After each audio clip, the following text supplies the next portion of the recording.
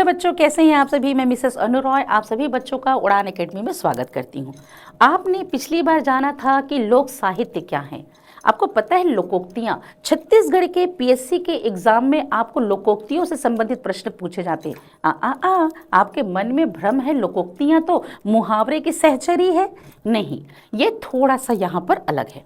छत्तीसगढ़ के परिप्रेक्ष्य में कहा जाए तो लोक उक्त कथन या प्रचलित उक्ति को लोकोक्ति कही जाती है। हम हिंदी में पढ़ते हैं, पर छत्तीसगढ़ के अंदर कहा जाता है कि जो भी कथन लोक समाज के द्वारा, जन लोगों के द्वारा जो प्रस्तुत कर दी गई हैं, उसे ही लोकोक्तियां कही जाती है। तो लोक प्रचलित उक्ति या लोक प्रचलित कथन जो किसी अनुभव पर, किसी चरम सत्य पर, किसी घटना के बाद चल पड़ती है और पीढ़ी दर पीढ़ी वह हमें प्राप्त होती चली जाती है, तो लोगों द्वारा कही गई बात, जिसे विश्व नीति साहित्य का अंग भी माना जाता है। इसमें अंधविश्वास, रूढ़िवादिता साहित्य, समाज के साथ साथ छत्तीसगढ़ की धार्मिक, आर्थिक, राजनीतिक हर एक इकाई को परखने की परख देखने को मिलती है। इसके 3 भेद हैं। क्वेश्चन सीजीपीएससी में पूछा गया है कि लोकोक्तियों के कितने भेद हैं, तो एक है हाना, एक है मुहावरा और एक है पहेली। तो व्हाट इज हाना?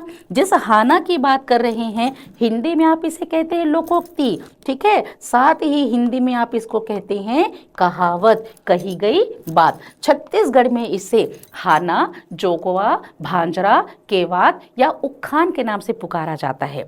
और यह एक ऐसी प्रचलित उक्ति है जिसमें लाक्षणिक और आपके शाब्दिक दोनों अर्थों को लिया जाता है। 3 तिखार महाविचार है ना, हफ्ते बन के पथरा, फोरे घर के सील, कब कुकुर गंगा जाही तब पत्रीला कौन चाटही, कब बाबा मरही तब बरा खाबो।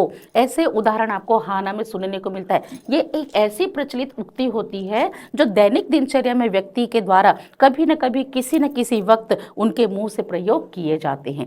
बारी आती मुहावरा। हालांकि ये अरबी भाषा का शब्द है, पर मुहावरे का प्रचलन छत्तीसगढ़ समाज में भी देखने को मिलता है।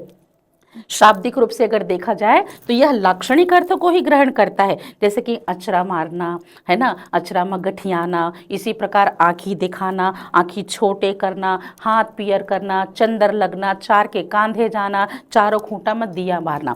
इन दोनों से क्या प्रमाणित होता है कि छत्तीसगढ़ अंचल के अंदर जो अंधविश्वास है, साहित्य, समाज, धार्मिक, आर्थिक, राजनीतिक और सामाजिक परिवेश की झलक देखने को मिलती है। बारी आती है पहेली, जिसको आप छत्तीसगढ़ी में क्या कहते हैं बेटा, जिसको छत्तीसगढ़ी में आपके द्वारा कहा जाता है जनौला। अब जनौला की अगर हम बात करते हैं तो सांकेतिक माध्यम से पूछने वाले एक प्रभाव होते हैं कि प्रश्नों का एक ताना बाना, कि बहुत सारे शब्द मिलकर एक सांकेतिक रूप से किसी शब्द की ओर इशारा करते हैं, जिससे संबंधित जवाब हमको देने होते हैं। ये तार्किक योग्यता, मानसिक योग्यता को परखने का सबसे बड़ा साधन होता है, जिसके माध्यम से समय का सदुपयोग तो होता ही है, परंतु साथ ही साथ किसी भी व्यक्ति के मानसिक कौशल को परखने का सहारा होता है।